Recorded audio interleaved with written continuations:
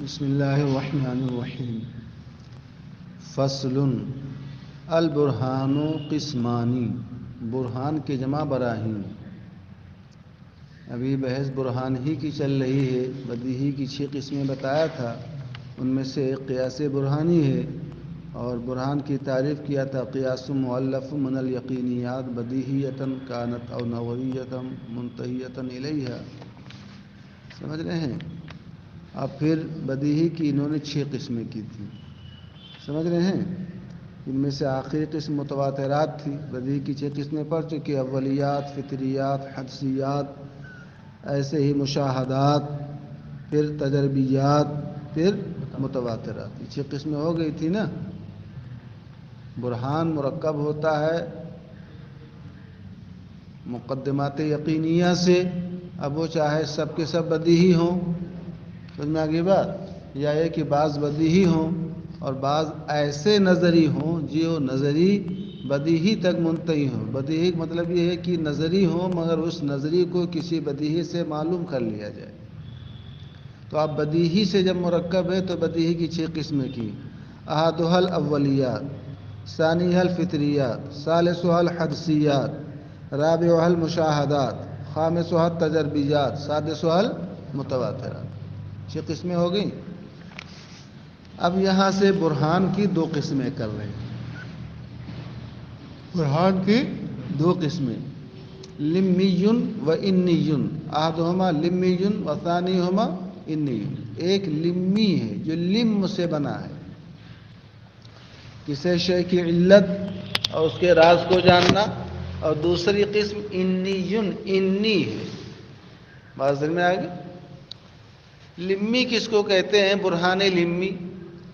اما اللمی اما البرہان اللمی فهو الذي يكون الاوسط فيه علة لثبوت الاکبر للاصغر في الواقع. برہان لمی وہ ہے جس میں حد اوسط علت واقع ہو، علت بنے. کس چیز کی علت بنے؟ اصغر کے لیے اکبر کے ثابت ہونے کی. ظاہر سی بات اصغر کے لیے اکبر ثابت نہ ہوتا ہے. العالم متغیر، کل متغیر حادث میں متغیر تو کیا ہے؟ وہ حد اوسط ہے. عالم کیا ہے؟ اصغر ہے. حادث اکبر ہے. جب آپ نے کہا العالم حادث تو عالم کے لیے حادث ہونا ثابت ہوا کہ نہیں ثابت ہوا؟ تو عالم اصغر بنا اور حادث کیا بنا؟ اکبر بنا. اور متغیر کیا ہے؟ اوسط ہے. گویا عالم کے لیے حادث ہونا ثابت ہے مگر متغیر کے تکرار کے واسطے سے. متغیر ہی واسطہ بنا ہے عالم کے لیے. کس کے لیے؟ عالم کے لیے حادث کے ثابت ہونے کا، یعنی اصغر کے لیے اکبر کے ثابت ہونے کا. سمجھ میں آگئی بات؟ تو برہان لمی وہ ہے جس میں حد اوسط علت واقع ہو. کس چیز کی؟ اصغر کے لیے اکبر کے ثابت ہونے کی.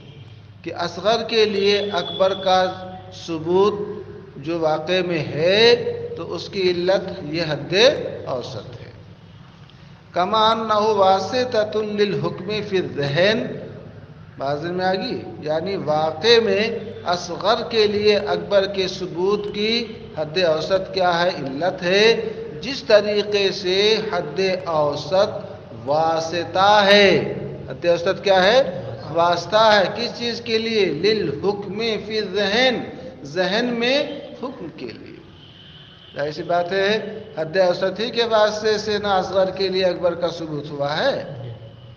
تو جس طریقے سے حد اوسط ذہن میں اصغر کے لیے اکبر کے حکم کے ثبوت کا یہ واسطہ ہے، ایسے ہی اصغر کے لیے اکبر کے ثبوت کی علت بھی واقع میں ہے. فیسمى به، تو اس کا نام یعنی برہان لمی کا نام لمی رکھا جاتا ہے. کیوں لمی رکھا جاتا ہے؟ برہان لمی کو لمی کیوں کہتے ہیں؟ ظاہر سی بات، لم معنی میں راز کے، علت کے، سبب کے، وجہ کے ہے.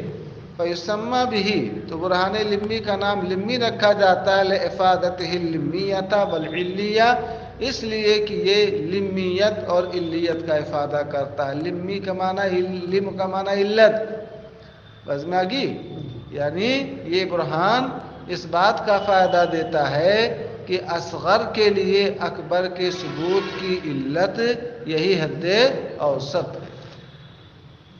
گویا اس حد اوسط کی وجہ سے، حد اوسط ہی کی وجہ سے اصغر کے لیے اکبر ثابت ہوا۔ وَأَمَّا الْإِنِّيُّ أَيْ الْبُرْهَانُ الْإِنِّيُّ، لیکن برہان انی فَهُوَ الَّذِي يَكُونُ الْأَوْسَطُ فِيهِ عِلَّةً لِلْحُكْمِ فِي الذَّهْنِ فقط، برہان انی وہ ہے اس میں حد اوسط صرف ذہن میں حکم کی علت ہو، واقع میں نہ۔ بس میں جس وہاں بتایا تھا نا کہ واقع میں اصغر کے لیے اکبر کے ثبوت کی علت ہو، جس طریقے سے وہ ذہن میں ثبوت حکم کی کیا ہے، وہ علت اور واسطہ ہے۔ صرف ذہن میں حکم کی وہ علت بنے، وَلَمْ يَكُنْ عِلَّةً فِي الْوَاقِعِ، اور واقع میں وہ علت نہ ہو، بل قد يكون معلولا له، بلکہ واقع میں وہ کیا بن جائے، اس کا معلول بن جائے۔ حکم کی علت نہ بنے بلکہ حکم کا کیا بن جائے، معلول بن جائے۔ لمی کو مثال سے واضح کرتے، مثال اللمی، برہان لمی کی مثال، قولو کا، برہان لمی کی مثال آپ کا یہ قول ہے۔ کون سا قول؟ زید محموم، ہے میم، حما یحمو، حما محموم حمیم سے بنا ہے، جس انسان کو بخار ہوتا ہے اس کے بدن میں حرارت نہ ہوتی ہے، زید محموم، زید کو بخار ہے۔ بخار والے کا بدن گرم نہ ہوتا ہے، زید کو بخار ہے، کیوں؟ یہ دعویٰ ہو گیا نا، اب یہی دلیل، یہی برہان لمی ہے۔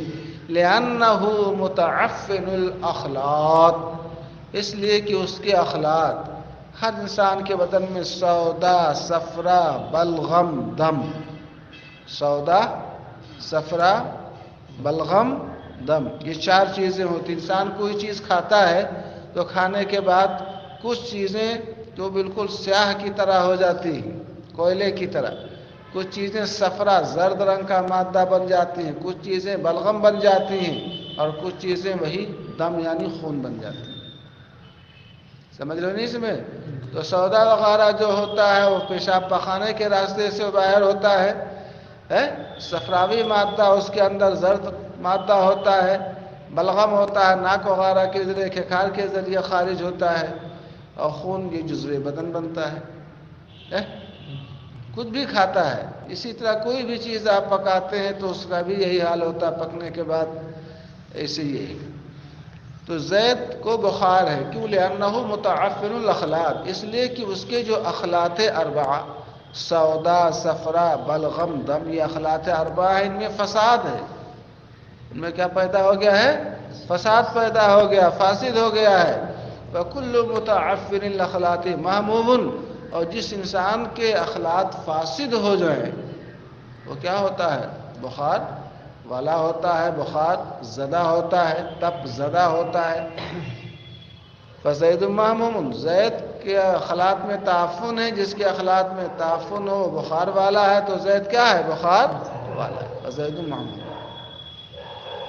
دیکھ رہے ہیں یہاں زید محموم میں آپ دیکھیں، یہاں متعفن الاخلاط، متعفن الاخلاط یہی نا حد اوسط ہے، یہ قیاس کی شکل اول کی ضرب اول ہے، دونوں موجبہ کلیہ ہے نا، حد اوسط صغرا میں موضوع، محمول کبرا میں موضوع ہے، متعفن متعفن، یہ گر گیا لأنہ میں ہو کا مرجع زید نہ ہے، تو نتیجہ کیا نکلے گا؟ زید محمول۔ سمجھ گئے؟ اب فرماتے ہیں فَكَمَا أَنَّ فِي هَذَا الْقِيَاسِ الْأَوْسَطُ عِلَّةٌ لِثُبُوتِ الْحُمَّى لِلزَّيْدِ فِي ذِهْنِكَ كَذَلِكَ هُوَ عِلَّةٌ لِوُجُودِ الْحُمَّى فِي الْبَاقِعِ، تو جس طریقے سے اس قیاس میں حد اوسط زید کے لیے بخار کے ثبوت کی علت آپ کے ذہن میں ہے، یعنی آپ کے ذہن کے اندر جس طریقے سے حد اوسط یہ علت ہے کس چیز کی؟ زید کے لیے بخار کے ثابت ہونے کی، کذالک اسی طریقے سے ہوا یہ حد اوسط علت ہے کس چیز کی؟ زید کے لیے بخار کے ثبوت اور وجود کی واقع میں بھی۔ گویا ذہن میں جس طریقے سے اصغر کے لیے اکبر کے ثبوت کی علت حد اوسط ہے، ایسے ہی نفس الامر میں اور واقع میں بھی وہ علت ہے۔ ایسا نہیں کہ صرف ذہن میں، واقع میں بھی یہی حال ہے کہ زید کو بخار کیوں آیا؟ اس لیے کہ اس کے بخار کی علت تعفن اخلاق ہے، جو صرف اس قیاس ہی کے اندر حد اوسط جو ہے وہ ذہن کے اندر علت ہی نہیں، بلکہ وہ واقع میں بھی یہی حال ہے، نفس الامر میں بھی یہی ہے کہ کسی کو بخار ہوتا ہے تو تعفن کی وجہ سے ہوتا ہے۔ سمجھ گئے؟ کسی کا پیٹ خراب ہوتا ہے تو دست آنے لگتا ہے، اخلاق میں فساد ہوتا ہے، بخار آ جاتا ہے۔ مثال الانی، تو یہاں متعفن یہی حد اوسط ہے۔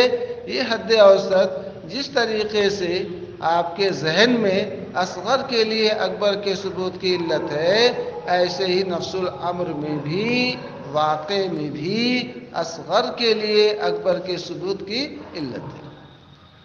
انی برہان کی مثال آپ کا یہ قول ہے، زید متعفن الاخلاق، یہ دعویٰ ہو گیا کہ زید کیا ہے؟ متعفن الاخلاق ہے۔ تو تعفن کی وجہ سے نہ بخار ہوتا ہے، تعفن علت نہ ہے۔ آپ کا قول زید متعفن الاخلاق، زید متعفن الاخلاق ہے، کیوں؟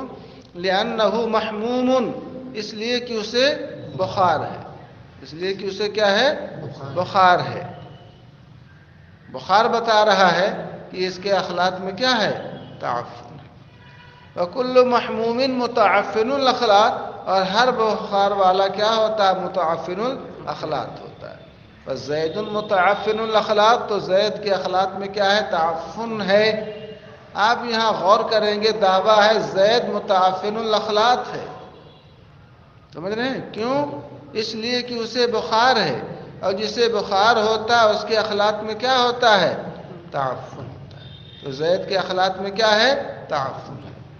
فوجود الحمى، تو بخار کا وجود، بخار کا ہونا، بخار کے وجود سے مراد بخار کا ہونا، یہ علت ہے کس چیز کے لیے؟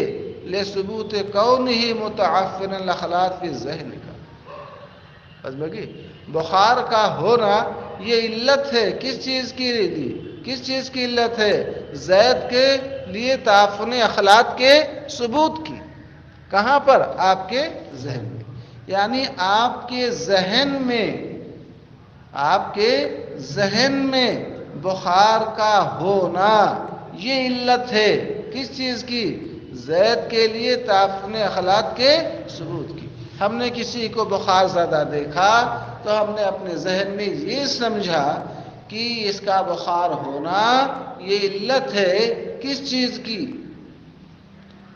اس شخص کے لیے تعفن کے ثبوت کی۔ تو ذہن میں تو وجود حمى یہ علت ہے، بات ذہن میں آگی۔ وَلَيْسَ عِلَّةً فِي نَفْسِ الْأَمْرِ، اور نفس الامر میں یہ علت، واقع میں یہ علت نہیں ہے، بلکہ واقع میں بخار ہونا یہ معلول ہے کس چیز کی؟ تعفن کی۔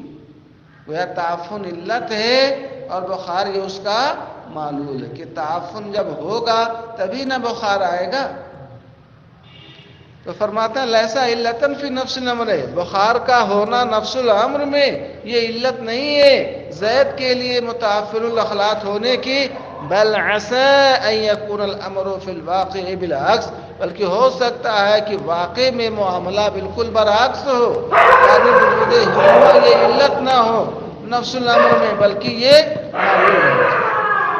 تو انی اور لمی میں فرق یہ ہے کہ لمی کے اندر جس طریقے سے ذہن کے اندر حد اوسط یہ علت ہوا کرتا ہے اصغر کے لیے اکبر کے ثبوت کی، ایسے ہی نفس الامر میں بھی وہ حد اوسط علت ہے اصغر کے لیے اکبر کے ثابت ہونے کی۔ مگر انی میں ایسا نہیں، انی کے اندر تو حد اوسط یہ علت ہوا کرتا ہے ذہن کے اندر. بات سمجھ رہے ہیں؟ اصغر کے لیے اکبر کے ثبوت کی، مگر نفس الامر میں ایسا نہیں ہوتا ہے، بلکہ نفس الامر میں اس کے الٹا ہوتا ہے کہ وہ علت ہونے کی بجائے وہ معلول ہوتا ہے. سمجھ گئے؟ سمجھ میں آ گئی بات؟ اب برہان کی انہوں نے بتایا تھا وہ صناعات خمسہ، وہ کتنے ہیں؟ وہ 5 نہ ہیں. ان میں سے ایک قسم برہانی، الثانی الجدلی، دوسری قسم کیا ہے؟ قیاس جدلی ہے، جدل سے بنا ہے، جدال سے. قیاس جدلی کس کو کہتے ہیں؟ قیاس مرکب من مقدمات مشہورہ او مسلمۃ عند الخصم صادقۃ كانت او کاذبۃ. قیاس جدلی ایسا قیاس ہے جو مقدمات مشہورہ سے مرکب ہو، یا ایسے مقدمات سے جو مقدمات مشہور تو نہیں ہیں مگر خصم کے نزدیک، فریقین کے نزدیک، مد مقابل کے نزدیک کیا ہے؟ تسلیم شدہ ہے. سمجھ میں آگئی بات؟ وہابی سے، دیوبندی سے مناظرہ ہو رہا ہے، ہم نے ایسے مقدمات پیش کی جس مقدمات کو وہ مانتا ہے. سمجھ گئے کہ نہیں سمجھ گئے؟ صادقتاً کانت او کاذبتاً، وہ مقدمات مشہورہ یا مسلمہ صادق ہوں یا کیا ہوں؟ کاذب. صادق ہوں یا کاذب. سمجھ میں آگئی بات؟ والاول ما، وہ ایک وہ ہے جو مقدمات مشہورہ سے مرکب ہو، اور دوسرا وہ ہے جو مسلمہ عند الخصم سے مرکب ہو. دونوں ہو گئے. تو اول سے مراد وہ قیاس جو مقدمات مشہورہ سے مرکب ہو. والاول، قیاس جدلی کی پہلی قسم وہ ایسا قیاس ہے جو مقدمات مشہورہ سے مرکب ہو. یہ اول وہ ہے ما تطابق فیہ آراء قوم، جس میں کچھ لوگوں کی رائیں آپس میں کیا ہوں؟ موافق ہوں. چند لوگوں کی رائیں کیا ہوں؟ مطابق ہوں. اما لمصلحۃ عامۃ، وہ چند لوگوں کی، ایک قوم کی رائیں آپس میں موافق ہیں. کیوں؟ یا تو عام مصلحت کے لیے کہ اس میں عام انسانوں کا کیا ہے؟ نفع ہے، ان کا فلاح، ان کی اور ان کی صلاح اسی میں مضمر اور پنہا ہے. جیسے العدل حسن، عدل کیا ہے؟ اچھی چیز ہے. عدل کیا ہے؟ اچھی چیز ہے. تو عدل کا اچھا ہونا یہ ایسی چیز ہے جس میں ایک قوم کی انصاف پسند لوگوں کی رائے کیا ہیں؟ وہ مطابق ہیں. بس میں کہ عدل سے جو ہے وہ صلاح جو ہوتی ہے وہ عام ہوتی ہے، نظام صالح رہتا ہے، معاشرہ صالح رہتا ہے. معاشرے کو، نظام کو اگر صالح رکھنا ہے تو عدل کیجئے، انصاف کیجئے. جہاں ظلم ہوا وہیں پر بدامنی قائم ہو جاتی ہے. والظلم قبیح، عدل اچھی چیز ہے اور ظلم بری چیز ہے. یہ ایک ایسا مقدمہ ہے جو مشہور ہے. بات سمجھ میں آگئی؟ عدل اچھی چیز ہے، ظلم بری چیز ہے. قتل السارق واجب، چور کو قتل کرنا یہ واجب ہے. یہ سب وہ مقدمہ ہیں جو مشہور ہیں، اس میں لوگوں کی رائے ایک دوسرے کے مطابق ہیں. عام مصلحت کے لیے اگر چور کو قتل نہیں کریں گے، آج ایک کی چوری کیا، کل دوسرے کی، کل تیسرے کی، کل سب کے گھر میں چوری شروع کر دے گا. آج ہمارے یہاں ہوئی ایک، آج اگر نکیل نہیں لگائی گئی تو وہ اس نے آج آپ کے یہاں، کل پرسوں ان کے یہاں، اس طریقے سے سلسلہ بڑھتا نہ جائے گا. کسی نے کسی کا ساتھ ظلم کیا، اگر اس پر نکیل نہ لگائی، آج ان کے ساتھ کل ان کے ساتھ، اس طریقے سے وہ سلسلہ ہم نہ ہوتا چلا جائے گا. تو جس میں کچھ لوگوں کی رائے مطابق ہوں، یا تو عام مصلحت کی وجہ سے، او لرقۃ قلبیہ، یا کچھ لوگوں کی رائے مطابق ہیں عام مصلحت کے پیش نظر نہیں بلکہ رقت قلبی کی وجہ سے، کہ وہ لوگ کیا ہیں؟ رقیق القلب ہیں، نرم دل ہیں، نرم خو ہیں، نرم طبع ہیں، نرم مزاج ہیں. تو اس کی وجہ سے اس میں ان کی رائے مطابق ہو گئی. کہ قول اہل الہند، جیسے اہل ہند کا یہ کہنا، کیا کہنا؟ ذبح الحیوان مذموم. بعض میں جیو مارنا پاپ ہے، بولتے ہیں کہ نہیں بولتے ہیں؟ جیو مارنا کیا ہے؟ پاپ ہے، جانور کو ذبح کرنا مذموم ہے، انسان کو ذبح کرنا نہیں مذموم ہے، مگر جانور کو ذبح کرنا کیا ہے؟ بری بات ہے، سمجھ گئے؟ تو اب وہی جیو مارنا پاپ ہے، وہی حیوان کو ذبح کرنا مذموم ہے. یہ ہند جو اہل ہند ہیں، بعض میں آگی یہ کہتے ہیں، ہنادک ہندو قوم ہے یہ کہتی ہے. سمجھ گئے کہ نہیں سمجھ گئے؟ کیوں؟ رقت قلبی کی وجہ سے، کہ ان کا دل بہت نرم ہوتا ہے. اپنے لوگوں میں بہت سے لوگ ہوتے ہیں تو وہ نہیں ذبح کرتے ہیں. بات سمجھ میں آ گئی؟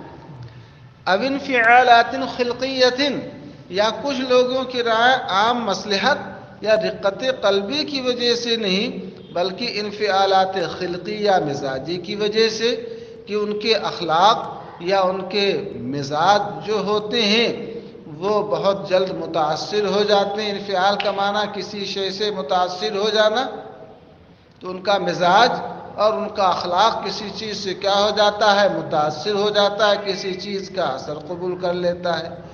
فَإِنَّ لِلْأَمْزِجَةِ، مزاج کی جمع یہ امزجہ ہے.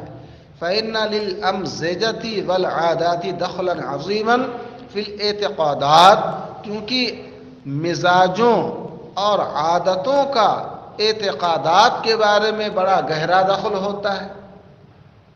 مزاجوں اور عادتوں کا اعتقادی امور میں بہت بڑا دخل ہوتا ہے. کوئی سخت مزاج ہوتا ہے، کوئی نرم مزاج ہوتا ہے. فَأَصْحَابُ الْأَمْزِجَةِ الشَّدِيدَةِ يَرَوْنَ الْانْتِقَامَ مِنْ أَهْلِ الشَّجَاعَةِ حَسَنًا، تو جو سخت مزاج کے لوگ ہوتے ہیں وہ شریروں سے انتقام لینا اچھا سمجھتے ہیں، کہ اس کا سر قلم کر دیا جائے. اگر آج اس کی شرارت کا سر قلم نہیں کیا گیا تو اور کسی کے ساتھ آج ایک جھاپڑ مارا، کل اس کو 2 مارے گا، پرسوں 3 مارے گا. سمجھ گئے؟ تو سخت مزاج والے شریروں سے انتقام لینا اچھا سمجھتے ہیں. بات سمجھ گئے کہ نہیں سمجھ گئے؟ وَأَصْحَابُ الْأَمْزِجَةِ اللَّيِّنَةِ يَرَوْنَ الْعَفْوَ خَيْرًا، اور نرم مزاج کے جو لوگ ہوتے ہیں وہ عفو درگزر کو بہتر سمجھتے ہیں، کہ معاف کر دو.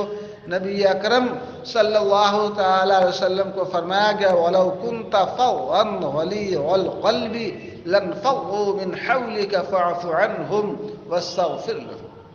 اگر آپ سخت مزاج ہو جائیں گے، غلیظ القلب سخت دل ہو جائیں گے، لَانفَضُّوا مِنْ حَوْلِكَ، تو آپ کے آس پاس سے لوگ بھاگیں گے، تو آپ انہیں معاف کر دیں، عفو درگزر سے کام لیں. باز میں آگی کوئی جو ہے ظلم کرنے میں کوئی کسر باقی نہیں رکھی، مگر ارشاد فرمائے الیوم یوم المرحمہ. باز میں آگی معاف کر دیا گیا سب کو.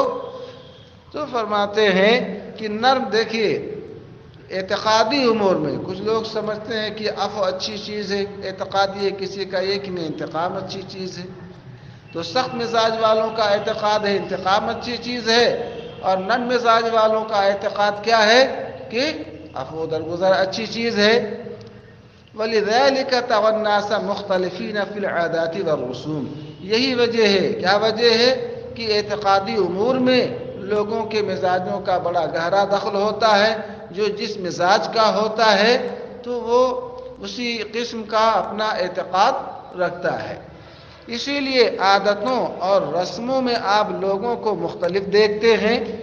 وَلِكُلِّ قَوْمٍ مَّشْهُورَاتٌ خَاصَّةٌ بِهِ، اور ہر قوم کے ہاں کچھ مشہور چیزیں ہیں جو ان کے ساتھ کیا ہیں؟ خاص. واضح میں آگئی. تو ہندوؤں کے ہاں جیو مارنا پاپ ہے. ایسے ہر مذہب کے اندر کچھ نہ کچھ، ہر دھرم کے اندر کچھ مشہور چیزیں ہیں جو صرف انہی کے ہاں وہ ہیں، سب کے ہاں نہیں. وَكَذَلِكَ كُلِّ صِنَاعَةٍ، اسی طریقے سے ہر صنعت، ہر فن میں ایک مشہور چیز ہے. فَمِن مَشْهُورَاتِ النَّحْوِ، نحویین تو ارباب نحو کے ہاں یہ مقدمہ مشہور ہے. الفاعل مرفوع، کہ ہر فاعل مرفوع ہے. والمفعول منصوب، اور ہر مفعول کیا ہوتا ہے؟ منصوب ہوتا ہے. والمضاف الیہ مجرور، ہر مضاف الیہ مجرور ہوتا ہے. یہ نحویوں کیا مقدمہ مشہور ہے کہ نہیں مشہور ہے؟ بات سمجھ میں آ گئی. اسی طریقے سے ارباب اصول کے ہاں یہ مقدمہ مشہور ہے، الامر للوجوب، امر کس کے لیے آتا ہے جب قرینے سے خالی ہو؟ وجوب کے لیے، فرضیت کے لیے آتا ہے۔ قاعدہ ان کے یہاں یہ ہے کہ نہیں ہے؟ ایسے منطق میں پڑھیں گے، فلسفے میں پڑھیں گے، علم کلام میں پڑھیں گے، بات سمجھ میں آگی؟ ما هو الاصلح للعبد فليس ذلك بواجب على الله تعالی، بندوں کے لیے جو چیز نفع بخش ہو وہ اللہ کے ذمے واجب نہیں ہے۔ سمجھ گئے کہ نہیں سمجھ گئے؟ نبی پاک صلی اللہ علیہ وسلم کے بارے میں معراج کیا ہے؟ معراج حق ہے، رؤیت اللہ تعالی حق، اللہ تعالیٰ کا دیدار یہ بھی حق ہے۔ اس طریقے سے بہت سی ہیں، علم کلام میں بھی آپ پڑھیں گے، الکرامت ثابتۃ، کرامت کیا ہے؟ اہل اللہ کے لیے ثابت ہے۔ یہ سب ہیں کہ نہیں؟ تو ہر فن کے مشہورات ہیں، بات ذہن میں آ گئی؟ والثانی، قیاس جدلی کے بارے میں بتایا تھا، ایک وہ قیاس ہے جو مقدمات مشہورہ سے مرکب ہو، ایک وہ ہے جو مسلمہ عند الخصم سے مرکب ہو۔ فرماتے ہیں والثانی، قیاس جدلی کی دوسری قسم وہ ہے ما یؤلف من المسلمات بین المتخاصمین، وہ قیاس ہے جو ایسے مقدمات سے مرکب ہو جو متخاصمین یعنی فریقین کے درمیان مسلم ہو۔ سنی وہابی کا مناظرہ ہے تو سنی بھی وہ مقدمہ مانے، وہابی بھی اس مناظرے کو مانے، بات سمجھ میں آگئی؟ اولی المشہورات شبہ بالاولیات کہتے ہیں، اور مقدمات مشہورہ یہ بدیہی اولی کے ساتھ کیا رکھتے ہیں؟ مشابہت رکھتے ہیں، بدیہی اولی تو نہیں ہے مگر شبہ بالاولیات، مقدمات مشہورہ بدیہی اولی کے مشابہ ہیں۔ وتجرید الذہن وتدقیق النظر یفرق بینہما، اب جب مقدمات مشہورہ یہ بدیہی اولی کے مشابہ ہیں تو اب بدیہی اولی میں یا مقدمے مشہورہ میں فرق کیا ہے؟ بات میں آگئی؟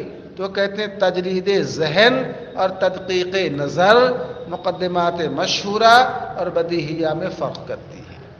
کیا مطلب؟ یعنی اب بالکل خالی ذہن جب ہوں اور دقیق نظر سے آپ دیکھیں تو آپ فرق دونوں میں کریں گے کہ یہ بدیہی ہے اور یہ کیا ہے؟ مقدمات مشہورہ ہے۔ سمجھ گئے؟ والغرض من صناعت الجدل الزام الخصم، قیاس جدلی، بات میں آگئی؟ صناعت جدل، بات میں آگئی؟ اس صنعت سے مقصود کیا ہے؟ الزام الخصم، خصم کے اوپر کیا کرنا؟ الزام وارد کرنا، بات میں آگئی؟ اس پر الزامی جواب دینا، بات سمجھ رہے نہیں سمجھ رہے ہیں؟ وحفظ الرائے، اس کے اوپر خصم کے اوپر الزام وارد کرنا اور رائے کو کیا کرنا؟ محفوظ رکھنا۔ مثال کے طور پر ہم یہ کہتے ہیں ان اللہ علی کل شیء قدیر، بے شک اللہ ہر شے پر قادر ہے۔ ہمارا یہ کہنا ہے کہ ممکن پر وہ قادر ہے، محال تحت قدرت نہیں، محال پر وہ کہتے ہیں اگر اللہ قادر نہ ہو تو اس کی قدرت میں کمی ہو جائے گی، اس کی قدرت میں نقصان ہوگا، اللہ نقص سے عیب سے پاک ہے۔ ہم اہل سنت یہ کہتے ہیں کہ یہ نقص اللہ تعالیٰ کے اندر نہیں ہے، قادر کے اندر نقص نہیں، بلکہ یہ نقص، یہ کمی، یہ عیب خود جو ہے اس محال کے اندر ہے، گویا محال اس لائق ہے ہی نہیں کہ اللہ کی قدرت اس سے متعلق ہو۔ بات ذہن میں آ گئی؟ یہ اعلیٰ حضرت نے فرمایا بہت مختصر لفظوں میں کہ یہ نقص جانب قابل میں ہے نہ کہ جانب فاعل میں۔ فاعل حقیقی اللہ عز و جل میں یہ نقص، یہ عیب نہیں ہے، یہ نقص تو قابل یعنی محالات و ممتنعات میں ہے کہ محالات و ممتنعات اس قابل ہیں ہی نہیں، ان میں یہ قابلیت، یہ صلاحیت، یہ لیاقت، یہ استعداد، یہ اہلیت ہے ہی نہیں کہ باری تعالیٰ کی قدرت ان سے کیا ہو؟ متعلق ہو۔ تو یہ نقص ان کا ہے، یہ نقص باری تعالیٰ کا نہیں ہے۔ سمجھ گئے نہیں سمجھ گئے؟ یہ اس کا۔ تو میں یہ کہہ رہا تھا، وہ کہتے ہیں اللہ تعالیٰ ہر ممکن ہر شے پر قادر ہے، چاہے ممکن ہو چاہے محال ہو. تو وہ کہتے ہیں اللہ جھوٹ بھی ایک چیز ہے تو اللہ جھوٹ پر بھی قادر ہو.